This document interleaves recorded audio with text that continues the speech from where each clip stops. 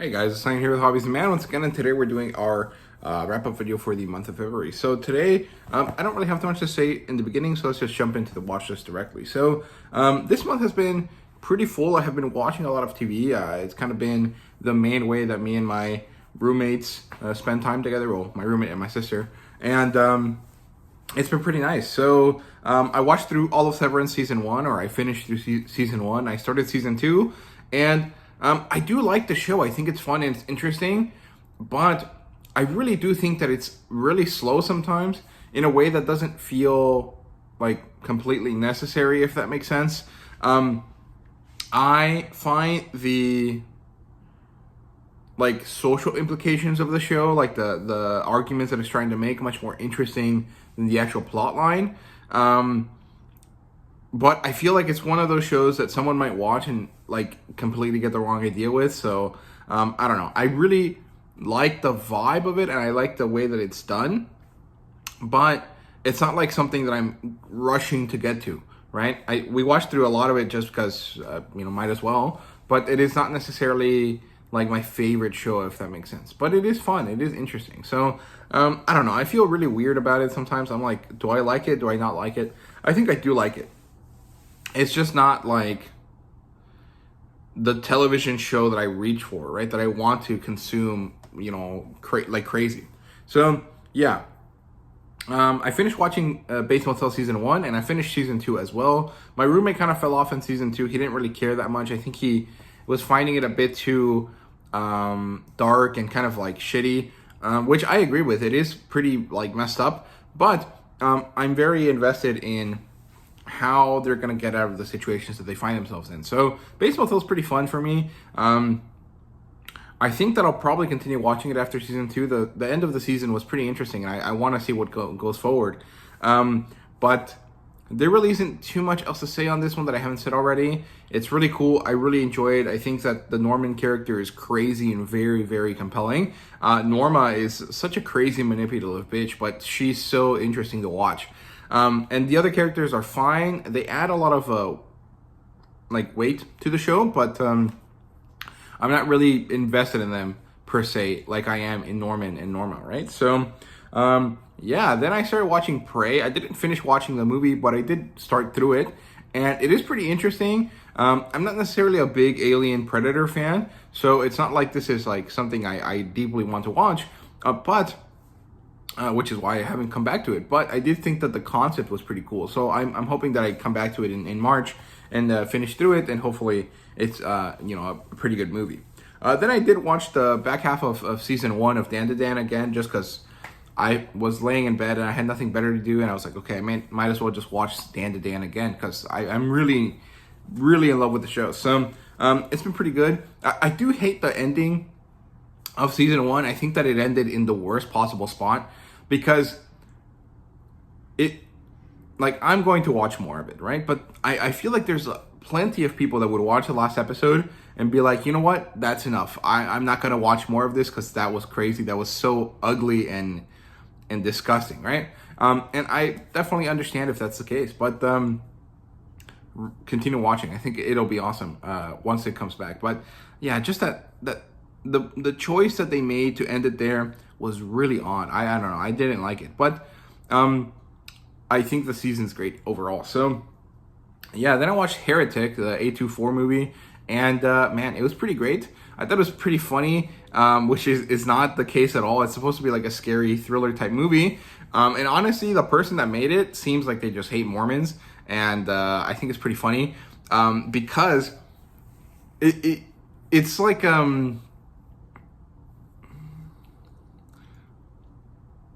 it was interesting in the sense that I kind of agree with the villain of the story. I agree that religion is not necessary in the modern world. I agree that it's ultimately just about control and all of these things, right?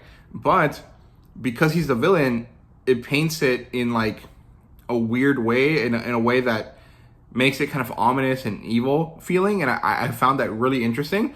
But the characters that were the Mormon girls just didn't really know how to interact with him, and I thought it was pretty interesting, because usually it's the other way around, right? You're getting not harassed or anything, but like approached by these like religious people that want to get you to join them, and you just don't know how to react with them, right? And so seeing it flipped was very interesting. But ultimately, I think that it was a great movie. I didn't really love the way that the ending kind of happened, because the ending is basically affirming a miracle or something like that, where a female character seems to die, and then the male character that's like the villain is attacking the other one, and she's trying to save herself, and she's never praised or anything, but suddenly the other character comes back to life for a moment and beats the shit out of the male character, and then he dies, right? And so it kind of affirms that there is a miracle, and it's kind of a funny inversion of the expectation, but at the same time, it's a totally expected result, right? We always see this character that we thought died comes back in the last moment to help the main character, and ultimately it feels like bad, boring, because that's the point of the movie is that the religion isn't real. And so having this situation that can be interpreted religiously is kind of shitty. It doesn't help finish off the movie, right? It makes it kind of weak, in my opinion. At the same time, it's funny because it's a deus ex machina, right? A god is a machine. And so that makes it so that there is a meta aspect to that situation, right? Where it's like, yeah, it's a miracle, but it's also the deus ex machina. So it's like a narrative plot. So like I found it interesting when I think back on it, right? The idea that they use this plot armor to solve the issue at the end. But in the context of like the theme of the movie, I'm not sure that I like how it ends, right? But it is what it is. I thought it was a really good movie anyways. I recommend you guys watch it. Then I watched Sonic 1, Sonic the Hedgehog. It's a stupid kids movie, but it was pretty fun. I did enjoy myself watching it. And we watched it because my roommate didn't feel like watching anything serious. And I was like, well, you want to watch Sonic? And he was like, yeah, sure. And it was pretty fun. We did like it. I thought it was enjoyable. So that's good. But it is pretty stupid. Then I watched Boing the Heron. And I think Ghibli, maybe it's just not for me. Because I feel like most of the time when I watch a Ghibli movie, I'm like enthralled by the beauty of the animation or the character designs or something, but the plots just make no fucking sense ever, right? And it's like magical realism, but it's more magical than realism, if that makes sense. Like, The Boy and the Heron is about grief, and it's about exploring, you know, this kid's like decision to go through the grieving process in order to try to accept this new mother figure in his life. And so in order to do this, he goes on this magical Narnia-esque journey through this like other world, right? And so I like that. I just think that the things that happen in the other world don't make sense for the concept of the idea of, you know, grieving to get over your mother's loss. Or, well, they do, but it gets bogged down in like, let's make it weird and funny. And it's just like not enjoyable to watch, to be honest with you. Also, the people that do the voice acting are kind of distracting, and a lot of them sound really similar, even though they're very different people, right? So I actually don't like the concept of having like really famous people being voice actors, because well, that's not their job; they're actors, right? And two, you remove jobs from voice actors who are actually trying to make a living through that. And third, it just gets distracting and kind of weird that, you know, oh, it's like, oh, okay, that's Willem Dafoe, and why is he this pelican thing? Or like, oh, that's you know, Rob Pattinson, why is he the stupid nasty crow looking thing, even though Willem Dafoe would have probably been better for that role, right? Like, I don't know, it just wasn't for me. I don't necessarily think I dislike it or anything like that, but it wasn't that enjoyable in my opinion. Then I watched Captain America 4. I actually pretty much did enjoy this movie. I felt that there was some issues with it, mostly in the fact that there was this character, Sabra, right? And this character is like a Zionist Jew type character, like a Jewish hero or whatever you want to call them. And their inclusion on its own is probably not a problem, but the inclusion of this character during a, you know, political turmoil related around Zionism and Jews and Israel and Palestine feels kind of ridiculous, because I'm pretty sure that character was not in the original version of the story, but they were in the modern, like, reinterpreted version that they then released, right? And so adding this character in at this time period feels really stupid and dumb, and it feels like it cost Disney a lot of favor with its fans.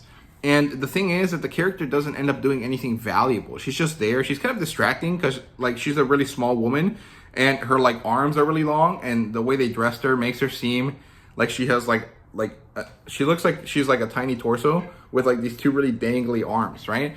And you just don't believe that she's graceful enough to pull off the moves that she's supposed to, right? Like usually the whole like small woman takes out giant man thing doesn't really bother me because who cares that they're supposed to be superheroes. But most of the time people look like normally proportioned, and the actress that they picked just doesn't look that normal. She looks really odd, especially when you compare her to everyone else. Like even in the most basic shot, she looks like she's like 4 feet tall, and it's very distracting. And the fact that she doesn't add any value besides being distracting is kind of bad. Like I didn't understand the point of this, mostly in the context of like, you lost favor with your fans, added this character in, and then you didn't make them relevant to the movie at all. It could have been literally any other character. It could have been Sharon Carter. It could have been the Black Widow. It could have been, anyone else. It could have been anyone else. There was no point in adding this specific character. Or you could have combined her with the black lady that was a security guard and made her the same thing. Like, I don't understand why this character was added. And it ends up being kind of annoying throughout the movie. But the plotline was fine. It was just a rehash of like Sam being sure that he should have the shield or not. He does kind of affirm that he should at the end to an extent, but it felt kind of static. I felt like the characters that were changing were the other ones, and I don't understand the point of that, because it's not like Red Hulk was like this big villain that had been part of the whole movie or like the whole franchise, right? And so him being like a changed man makes no real difference to me. It was enjoyable and it was like a nice through line for the movie, but it wasn't like this big emotional payoff. Like it doesn't make too much sense, to be honest with you. So it is what it is. It's not bad. It just wasn't that great either. Then I watched this movie called Mirror Mask, and I don't recommend anyone watch this. My roommate had a friend over, and my friend and my roommate's friend had decided that, he'd heard about this movie. He thought it was interesting sounding. Let's put it on. And I had nothing better to do, so I sat down with them to watch it. And it's literally the worst movie ever. I think it's super bad. There's no point in it at all. It just feels like a stupid, like, magical realism attempt. But it was very bad. It was not enjoyable. It just looked disgustingly horrible. I don't recommend you guys watch this. Don't even look it up. It's not worth the effort at all, right? And finishing off the watch list here, we have Reacher, season 3. I watched the first 3 episodes. I have a lot of fun watching Reacher, but I feel like this version of Reacher in season 3 feels less competent than the previous versions. Like season 1 and season 2 Reacher was like a highly functioning, competent, like sort of autistic guy, sort of psychotic guy that, works in a very specific way. And he doesn't make silly mistakes. He's very, on top of things all the time. He notices details. He does things very well. And this version of Reacher in this season feels less capable. He feels like he's making more mistakes. He feels like things are coming at him in a way that he can't predict more often than usual. And although that's kind of interesting in the sense that it makes the character more compelling because he can, overcome adversity, he's not the type of character that is set up to do that, in my opinion. He is supposed to be like a static, non-changing character, kind of like Conan the Barbarian, where like you always know that Conan is going to make it through. You just need to figure out how, right? And there really is no reason for him, or for Reacher specifically, to be having such difficulties like he has in this season. And so it almost feels like he's tweaking, or he's like, on drugs or something. It feels really off. Like it feels like something is wrong with Reacher. And that might be the case. That might be something that's revealed later on. But in these first 3 episodes, it feels like something is wrong, but it is not making sense to us yet. So, those are my thoughts on Reacher. I did like it. I basically enjoyed everything that I watched this month. But there were some, issues here and there throughout my watch list. Mostly Mirror Mask. That shit was horrible. I don't recommend anyone watch that, right? So that's it for the watch list. And let's get started with the reading list here. So let's start with the novels. I read 2 novels this month, and I read through a little bit of a third one, but I didn't really get too far to it. So the first novel that I read was Our Own Way. It's a novella collection, to be honest with you. It's not really a single story, although at this point it has been turned into a series by Misty Vixen. So Our Own Way is basically a contemporary polyamorous kind of like rom-com type story. It almost feels like a male-oriented contemporary novel, if that makes sense. And it was pretty good. I did enjoy it. The character initially, is pretty relatable. And then his situation feels a bit too contrived, but also ultimately kind of is understandable because of the point of the novel, right? And when he gets through it, it's pretty well written. I do enjoy it. I had a lot of fun with it. I don't necessarily think it's like the greatest thing ever, right? But for what it is, for what I was looking for, it gave me everything I wanted. And so I'm pretty happy with it. I read it over a weekend. It was very nice. You can get it for free off Misty Vixen's website if you're interested.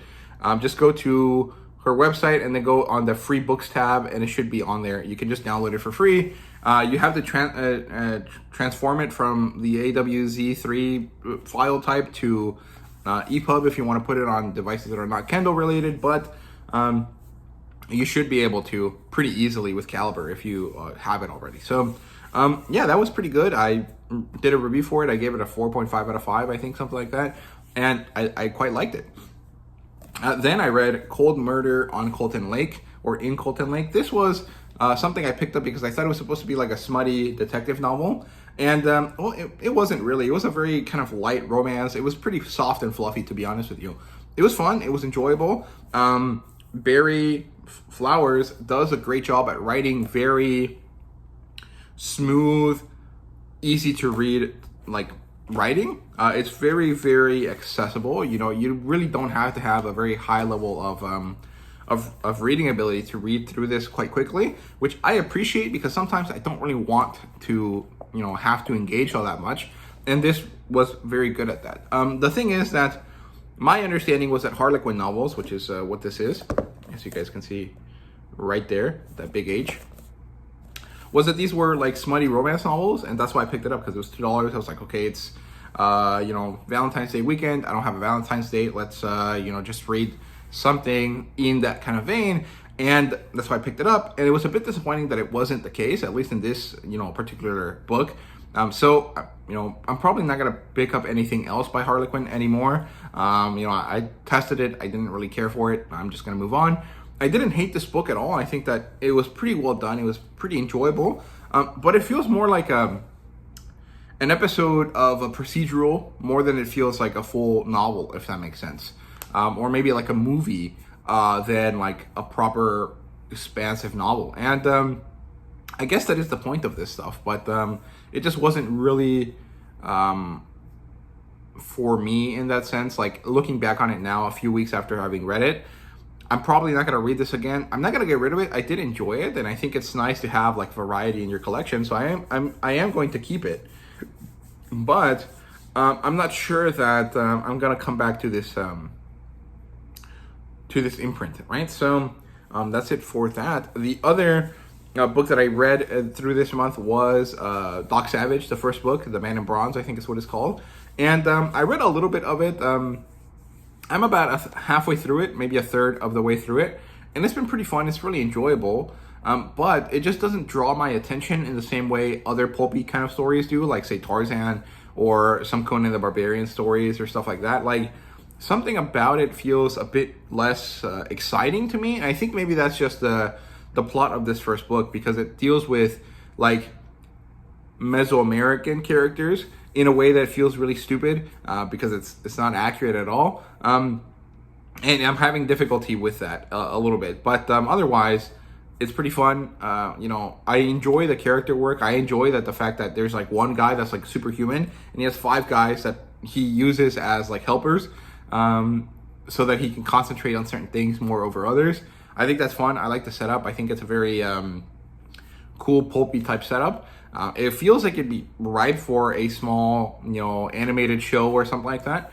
But it just doesn't seem to be something that's really relevant to the modern world. So I don't know. We'll see how it goes. But it's been pretty enjoyable. It's just not as exciting to me as some of the other pulpy novels that I read usually. So Yeah, that's it for the novels. Let's move on to comic books here, and then we'll finish off with the manga at the end. So in terms of comic books, I've read quite a few this month, actually. So I have a big pile of single issues, but I wanted to start with the hardcover stuff first. Or actually, well, they are all hardcover, but I meant the collected editions, right? So let's see, which one did I read first? I think this one. So here we have Love the Tiger. This is a magnetic press book. This is basically just an art book, or it is sequential. It is telling you a full story, but the story is kind of like whatever you want it to be because there's no dialogue, right? And so you're just seeing a tiger kind of go through life and then finish it off quite savagely by killing a human to eat.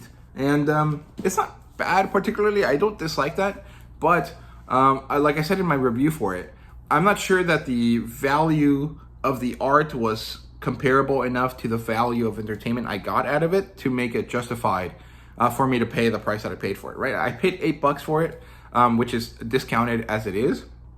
It was like 60% off because I think that's a $25 book.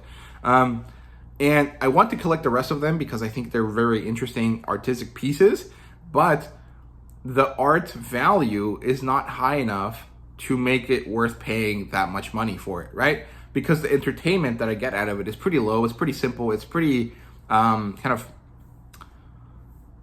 it's pretty low in terms of time spent, right? Like the time spent to gather $25 is 4 or 5 times the time spent to read through the book.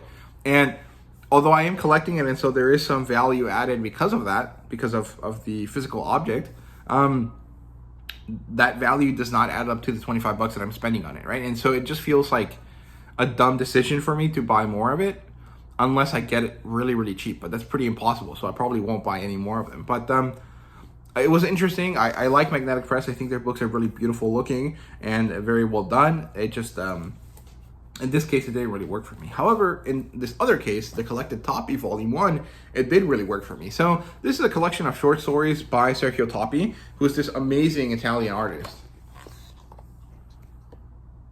And he does these really beautiful kind of ink and paper kind of drawings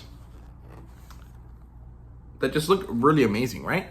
But there are some issues with this too because of my personal preferences, right? So I love this book. I thought it was great. I am going to buy more of them, although I'll probably wait until I can find them half price or used because, again, I don't necessarily think that the value of this book, which is still $25, even though it's much larger than the other one, is worth the time it will take me to gather those $25, right? And so the reason for this in this case is actually because this is an anthology work, and so I don't necessarily think short stories are the best way to enjoy comic books. I think that long form content is probably for the best, right? Serialized long form stories are better in comic books, right? But I love the artwork in this one so much that it's worth reading through some short stories that I might not love because of how short they are, regardless of whether or not I like short stories or not. I don't know if that made sense, but let's see if I can rephrase it and make it easier for you to guys to know what I mean. The Tiger, or Love the Tiger, didn't work for me because there's no dialogue, and it took me like 3 minutes to read through the novel, or through the graphic novel, through the comic book, and that was not worth the $8 that I paid for it. Even though there is, value in the art and value in owning it as a physical object, that is not enough to cover the $8 that I spent on it. The Toppi Collected Edition does feel worth it at the $12 that I paid for it being used, right? It has really amazing artwork. The stories have dialogue. The stories are interesting, even though they're not my preferred format because they're short stories. I feel like even with that caveat, even with that difficulty to overcome, it did manage to overcome it in a way that was valuable to me. And so I am going to collect more of it. I'm just not going to buy any of those books at full price. So I'm just kind of at the mercy of used bookstores to see if I can get more of that Toppi stuff, right? But maybe I will bite the bullet eventually and just buy some of them new or discounted on Amazon or something like that. So yeah, I think that was a much better summary of what I meant. So hopefully that was a bit clearer. But yeah, moving on. I did read this. This is Karma. This is a adult Dynamite book. It doesn't have any what's it called, credits on it, which is kind of weird. It does have them on the spine, but it doesn't have them on the cover. And I guess that's just to make sure that this cover is nice and beautiful. but they could have easily done it right here and it would have not really made too much of a difference. So this is written by Dan Wickline with artist Carlos Reno. This was a pretty fun story. It almost feels kind of like a soft-core movie, if that makes sense. Well, it's a bit more hardcore than that. But basically, you have this guy who's a photographer, and he mostly does photography for companies that are trying to sell products, right? And then somehow he ends up talking to a guy that helps him connect with a model, a very gorgeous model. And so he becomes her friend through this photo shoot that he's doing with her, and they become embroiled in a relationship. And so they kind of deal through this, and Karma, that's the name of the woman, the model, leads him through this very carnal, lusty, kind of interesting like set of life experiences that he really appreciates, and he wants to be with her for the rest of his life, but there's difficulties along the way, right? And that was pretty good. I actually really enjoyed this story. I thought it was really fun, but the artwork, Carlos Reno here did a pretty bad job with it because he's not consistent with the artwork at all. And the colorists don't really help at all. So let's see if I can show you a little bit of what I mean. I'm going to do this in a review properly later, but look, this is painterly style here. And then this looks more like superhero cartoony. And then this looks like a different painterly style. And then this is a different, superhero style. And it's like the same artist. Like, I don't know why this changes so much. And then look, this is a different painterly style. And so the characters don't even look the same across the whole book. And that's just so disappointing and so annoying because it takes you out so badly. But the story itself was pretty good. The art styles themselves are all fine. I don't dislike any of them individually. I dislike them all together as a single book, right? So that's pretty disappointing because it's like, dude, it's a single artist. And this was a Kickstarter thing. He could have done it over a long period of time. There's no reason why he shouldn't have been able to make it look all the same. And the fact that he didn't feels pretty disappointing for me. So I like the story. I don't like the execution of it. And that's kind of what it is. But I will do a proper review for it at some point in the next couple days. Then we have Trouble. This is a Marvel. I don't know what to call it. I guess it's supposed to be like an explicit Marvel story, but it's not. I mean, barely. It does deal with like adult topics in the way that Euphoria does, right? Where it's these characters that are teenagers that are just really horny and just doing stuff all over the place. And it's pretty fun, actually. I did enjoy it. I had a lot of enjoyment out of reading this, mostly because I was not expecting a superhero story out of it. And so I understood what the assignment was. I understood what I was getting out of this. And so knowing all of that helped me, enjoy this more than I would have otherwise, right? Like if you watch the Comic Pop video about it, you'll notice that like they're angry about the fact that it's not a superhero story. And that's totally fair. I agree. But also, this is not that bad of a story in of itself. It's just like not really what you would expect out of Marvel. And it was pretty fun regardless. I mean, there's some weird stuff because I think Mark Miller is a weird artist or writer, but I mean, the art was pretty good. The storytelling was pretty well done. I mean, it follows a lot of tropes that you would expect.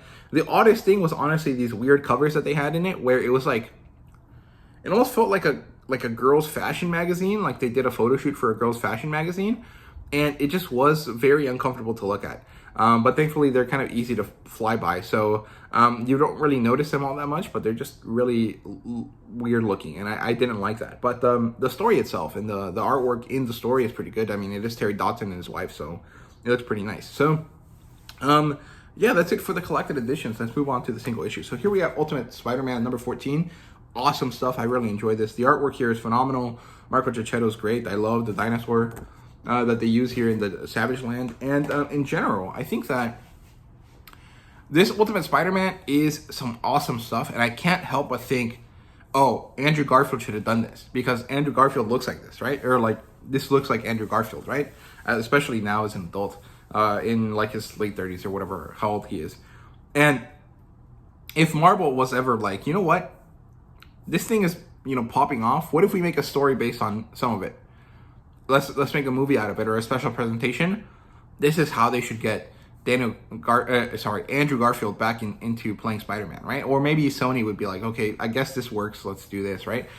That's not gonna work because that's not how they do comic book movies. But this is the right time to do it. Like this would be amazing because Andrew Garfield looks like this version of Spider-Man. And it would be awesome to see it, but it's pretty unlikely it's going to happen, so whatever. But it would be cool. But yeah, I just really enjoy that. Satana, number 1, awesome stuff. I'm not a big Satana fan. I've never really liked her beyond her costume. I've never really explored any of her series or anything like Justice League Dark and stuff like that, because I just don't care about that stuff in general. I don't like Constantine. I don't like Swamp Thing or anything like that. But that was pretty fun. I did like it. I thought it was great. I am going to continue reading it. I think it's going to be a short 5-issue series or something like that. And honestly, the greatest part about it is Jamal Campbell's exquisite artwork. It's so good. It's so beautiful. And the story's pretty cool.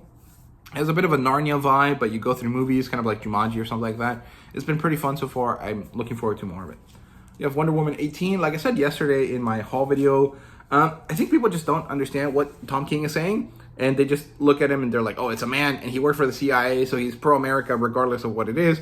And when you read through what he's saying in this book, he's not pro, like, the U.S. government.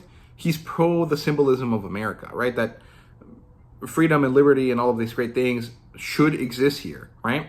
And maybe they don't for certain people, and that's a problem. And that's what Wonder Woman is trying to fix and say through this story, but people just don't understand it for whatever reason. I think they get bogged down on the fact that it's Tom King writing, and they can't bother to look underneath the base layer. And it's pretty disappointing because he's doing great stuff. I don't understand why people don't get that, but you know, it is what it is. Maybe I should just stop following weird, Wonder Woman fans on Twitter. Actually, I don't even follow them. They just kind of show up on my feed because Twitter sucks, but it is what it is. Here we have Flash Gordon number 6. Not much to say about this one. I did a review for it. I liked it. I think it's cool. Very Star Wars-esque, but nothing too exciting to say individually at this moment, right? Witchblade number 8. Awesome work. I really, really like it. There was an awesome 2-page spread here where we have Sarah versus Jackie, or the Darkness, and we have the Witchblade on one side kind of appearing in this kind of like light manifestation of like gold and red and life, and then you have Jackie with the Darkness in this dark green, forest green, kind of decay color, representing the darkness with these like nasty like serpent things, right? And it was very cool. It almost had like a biblical kind of like Garden of Eden vibe where you have life and goodness, and then you have the, you know, the snake telling them to do bad stuff. So it's very cool. I liked it a lot. Transformers number 17, the introduction of Shredhead was awesome. I love this story. I think it's really, really cool. Danny Warren Johnson is knocking it out of the park. He's awesome. I can't wait to see how he finishes off, because there's only 7 issues of his story left, right? So I'm curious to see how that goes. Continuing on with more Danny Warren Johnson, The Moon is Following Us here in number 6 is awesome. I really enjoyed the introduction of these new characters here. They're kind of the nightmares that the girl deals with, but they actually end up being heroes because they are those most willing to fight, right? And those that are much more prepared to deal with the dark deeds. And it's really cool. I like it a lot.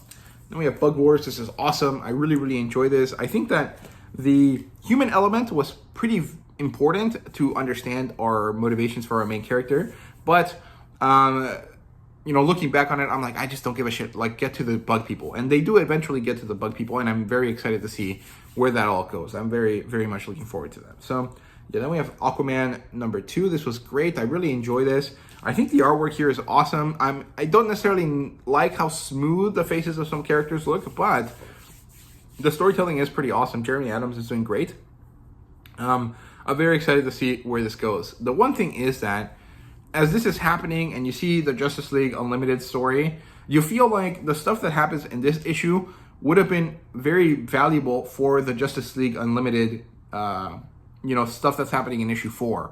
And so it's almost like, man, why do you have these 2 separate stories that obviously should be connecting and they don't, because that's how people do this stuff, right?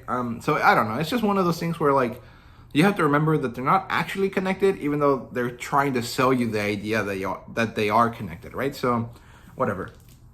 We have Savage Tales 2025. Not much to say about this that I haven't said already. If you want to look at a review for it, go to my Sword and Sorcery Book Club channel. There's one up there, or there should be one up there by the end of next week, right? So yeah, then we have Absolute Superman. I love the introduction of Jimmy Olsen in this. I thought it was really cool. I can't remember what they're called, the Omega Men, I think, or something like that, which is pretty interesting. I don't really understand too much about that. I guess that has to do with like dark side, but I don't know. It's kind of interesting that they're like freedom fighters or whatever, even though they're using like the Greek symbology that is supposed to be like evil in this case, right? So I think that's cool. Thundercats number 12, pretty awesome stuff. I'm liking it a lot. Silverhawks, really disappointing because I didn't like the artwork in it. Red Sonja number 18, they got us over. I'm pretty happy that it is. I think that it ended pretty well, but there is a certain level of like, damn, this could have been faster. It could have been easier, done faster in less time. And so I feel like I spent too much money on it, but it is what it is. Overall, Thorn Grumbeck did a good job. Overall, Walter Giovanni knocked it out of the park with his artwork. It's good. It's just not as good as I would have liked it to be. Thundercats number 11, also enjoyable. Apex number 10, or number 1, sorry. This was a great reveal. It almost feels like an Old Man Lionel type story, which is really cool. Chitara number 5, nice ending to the story. It does feel redundant though when you read issues 11 and 12, where it's like, oh, okay, I know that they are, you know, that Chitara and Tigra are in love, and then it hasn't been a thing in the main story, and now it is because Chitara is over now, so you can kind of mention it again. And it feels a bit redundant when you read through them if you're collecting everything, but it is valuable if you're only collecting the main line, right? So it is what it is. Thundercats number 10, awesome stuff. This was a Scythe focus episode, or chapter, and it was great. And I really, really liked it. So yeah, but let's move on here. So we have Tibby and her time-traveling psychedelic mushrooms. I bought this directly from the publisher, Sinoba Publishing. They did a Kickstarter for this a few years ago. Then they published an issue of this through AP Comics or Antarctic Press. And then they relaunched the Kickstarter for issue 2 now. And so I was looking into some of it and I wanted to buy it. I bought it directly from the publisher, actually, the author, actually. And it's pretty fun. I like it a lot. There is a certain level of like I feel like there could have been more dialogue, and I was expecting more dialogue, but at the same time, she's the only character that's there, so she can't just talk to the air, right? But maybe some narrations or something would have been nice. But I'll do that. I'll talk about it properly in a review, you know, in the next couple days. So I'll talk about that more properly soon. Then we have Vampirus Carmilla, number 25. This is pretty fun. There were some stories here that were great. Some stories that just didn't work for me, and one story that was funny, but also kind of like, dude, really, you're gonna put really shitty politics like this into your story? Like, this doesn't matter, man. Like, why are you doing that, right? But it is what it is. And then we have Savage Sword of Conan, number 7. This was awesome, phenomenal work here. Roy Thomas, Rob De La Torre, and Pat Searcher with Juan Alberto Hernandez, who is amazing. They did a great job here. We got the introduction to Breck Elkins, who is a funny Western type character that Robert E. Howard had made back in the day. Actually, his most long-running character, which is pretty crazy because everyone thinks of Conan, right? And the Rob De La Torre story was awesome. Roy Thomas knocked it out of the park. It was great. There were some issues here and there, I think, with some of the work that was done with the magazine, but overall, it was pretty awesome. So, yeah, that's it for the comic books. Okay, let's finish this off real quick. So, yeah, we'll talk to USA here. This is a pretty good magazine, this issue. I definitely want to buy a subscription for it, but I just haven't gotten around to it. I should do it soon, though, because the next issue comes out in April, I think. So, yeah, but this was pretty good. They had some good reviews for Tokyo Revengers. It had a nice introduction to Isaac, which is pretty cool. And let's see. It even had a freaking Gundam poster, which is pretty awesome. Let's see if I can show it to you guys without messing up here. Well, I don't know too much about this. I think it's for the Gundam card game. It's pretty cool, but I don't need to add another expensive hobby to my list, right? It also had a nice, review for Dan to Dan, which is nice. I think it's funny because this is maybe the second or third time that it talks about Dan to Dan, which is pretty cool. No Kaiju number 8 though, which is pretty sad. And I think it did talk about solo leveling in this one. I can't remember. It does talk about Ranma Half, which is pretty fun. It compares the old and the new version, so if you're interested in that, you should definitely check out that article. But overall, Otaku USA is a really nice, fun, enjoyable magazine that I recommend you guys check out if you can. It's about $8, so it's a pretty affordable magazine, and you should be able to buy it at your grocery store. So that's pretty nice, right? So Yeah, let's move on to the manga here. Not much, to be honest with you. I had a few things here and there, but nothing too exciting. I did read some manga on my apps, right, on Viz and Shonen Jump. So I read Tsukimi Ogami is Not a Normal Girl, or whatever the heck that thing is called. It's about this wolf girl, and it's kind of like Komi, but in reverse, right, where the main character is the outgoing one, and she comes up with a friendship with this male character, and he's kind of the quiet, reserved one, right? It's pretty fun. I like it a lot. I think it's kind of sad that there's only 3 episodes of it so far. Like, well, there's like 50 of them. There's like 70 of them, I think, maybe. But Viz did this thing where they introduced the first 3 chapters, and then they introduced the latest chapters, and then they're gonna go back later and fill in the blanks, right? Which is fine, I guess, but I just find it a bit annoying when they do that, because, like, dude, you're just asking people to go pirate it for a while. I don't know. It's kind of weird. Because you want people to read this from the point that you're releasing it, but it's impossible for them to do so unless they were already pirating it off somewhere else, right? And it's kind of odd to kind of expect that, but it is what it is, right? Overall, it's pretty fun. I will wait until there's more chapters and then continue reading from there. I also read Embers and Martial King. Embers is pretty fun. I like it. I think it's fun that it's a soccer manga that doesn't focus on striking and focuses on defense. And I like it a lot. I think it's cool. The art style is not my favorite. It's a bit too angular for my taste, but it's really enjoyable regardless. And Martial King is amazing art-wise. It's pretty garbage in terms of writing, but that's just kind of par for the course with Boichi. I'm looking forward to it getting better because I think there is like great elements of brilliance there that will eventually come out. It's just, am I going to be willing to sit down for that long, right? And I think the answer is yes, because I love Boichi's artwork, but who knows, right? Otherwise, let's move on here. So I do have a light novel that I'll talk about at the end, but we're talking about some manga here. So we have I'm a Wolf, My Boss is a Sheep. I thought this was the end of the series. Apparently it's not. There's one more issue of it, or one more volume of it, and this was pretty good. We finally get a confrontation between Ogami and the lady, what's her name? I don't know, the sheep lady, and they kind of realize what they feel for each other, but they don't actually explicitly say it.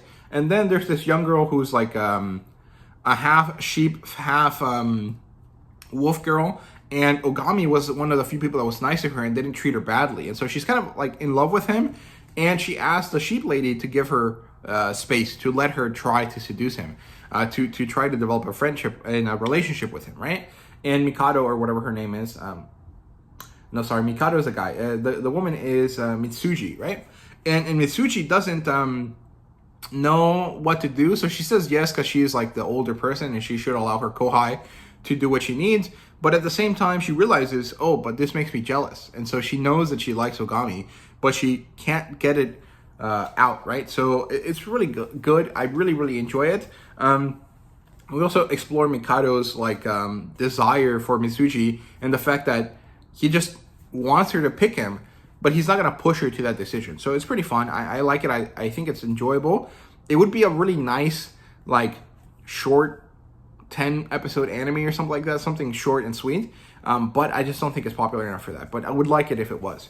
Now we have Miss Kobayashi's Dragon Maid. This is probably the most action-packed volume of it so far, and maybe ever. This basically deals with a dragon war that was incited by a wizard. And,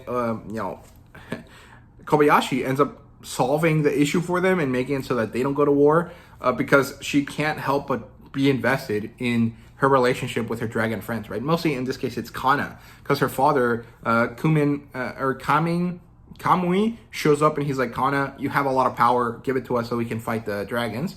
And then Kobayashi's like, there's something off. This guy doesn't give a shit about his daughter. Why is he here? She realizes that there's something wrong with the wizard character that's advising him, and then they figure out a way to stop the war. And it was really fun, very enjoyable, very cool, very action-packed, and I really had a lot of fun with it. Then we started a threesome. This was pretty good. I don't necessarily think it's amazing. I'm not rushing to get more of it, but I did enjoy the concept of it a lot. I just don't necessarily think that I'm invested in the story, if that makes sense. But pretty fun, really enjoyable. If you like stories that focus on romance and really exploring what that means and the adult lives of people that are trying to make relationships work. You should read this. It's pretty fun. It's pretty enjoyable. But be aware that it is about a 3-person relationship, right? Then we have Lust Gias here. This was pretty fun. In concept, I think that the execution is a bit bad because it diverges from the main romantic plotline a lot to try to make these like ecchi, smutty elements work. And I find it that it's much more satisfying when the ecchi, smutty bits happen because of the romantic plotline than in spite of the romantic plotline, right? So I'm not sure I like this overall. I did enjoy myself reading this, but it wasn't what I was expecting. So I'm gonna read the next 2 issues of it, the next 2 volumes that I have of it, and at that point I'll decide if I'm going to keep it or not. I'll probably do that before the end of the quarter so that I can unhaul it at that point if necessary, right? So yeah, and then I read some Spy Family. I read the back half of issue 6 and most of volume 7 as well. So this was the Imperial Scholar arc, and it's pretty fun. The one thing is that this arc kind of had a lot of fluff to it, where the arc is really only about 3 chapters, and then there's like 7 chapters total in the arc, and those other 4 chapters are stories that are not really related to the Imperial Scholar stuff. They're kind of just periphery to it, and so it felt kind of weird because, like, I guess they have to be put in this part because they don't fit anywhere else, and they can't be individual chapters that have no arc relation, so they have to be part of it, but it just felt a bit unorganized, if that makes sense. But overall, it was pretty fun. I did enjoy it. I love Spy Family a lot. I also read the Spy Family light novel, and this was great. I actually really liked it. The thing is that this really doesn't focus on like the family unit. It focuses on different characters individually, right? And it actually does a great job here at focusing at Yuri's relationship with Anya, and the fact that he doesn't really like her, but he ends up caring about her in some way through their experience together. And there's also this great story with Frankie, who usually has a very bad time with women, and in this case he had a great experience with one, but he realizes that he needs to let her go in order for her to be happy and safe. And it was great. I really, really enjoyed it. I thought it was very well done. So there you go. That's Spy Family number, actually not number anything. It's Family Portrait. It's the light novel. So yeah, that's everything I read this month. I think I'm missing something here and there, but it's not really that important. I guess I did miss a few comic books here and there because I read them digitally, but I'm not going to bother mentioning them. It's fine. I'll talk about them later, and I'll do reviews for them regardless. So I'll mention them at some point in the future. So yeah, thank you guys so much for watching. Let me know what you read down below this month, and thank you guys once again. See you guys later.